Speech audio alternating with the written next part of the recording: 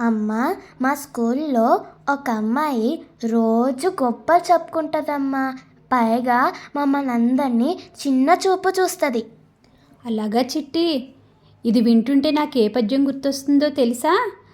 అల్పుడెప్పుడు పలుకు ఆడంబరముగాను, సజ్జనుండు పలుకు చల్లగాను, కంచు మోగునట్లు కనకంబు మోగున, విశ్వదాభిరామ వినురావేమ. అంటే ఏంటమ్మా?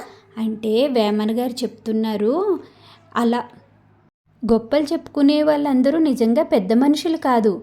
ఎవరైతే వినయంగా పెద్దవాళ్ళంటే భక్తితో ఉంటారో, సరళంగా అందరితో మాట్లాడతారే వాళ్ళే గొప్ప వ్యక్తులు. ఇప్పుడు కంచు చూడు, పడిపోయిందనుకో ఎంత శబ్దం వస్తుంది. అదే బంగారం పడితే శబ్దం వస్తుందా? రాదమ్మా. అలాగే మంచి మనుషులు కూడా అందరితోటి మంచిగా మృదు స్వభావంతో ఉంటారు. వాళ్ళే ఎప్పటికీ మంచి మనుషులు అవుతారు. అవునా అమ్మా? అయితే ఈరోజు నుంచి నన్నెవరు ఏమన్నా నేను పట్టించుకోను.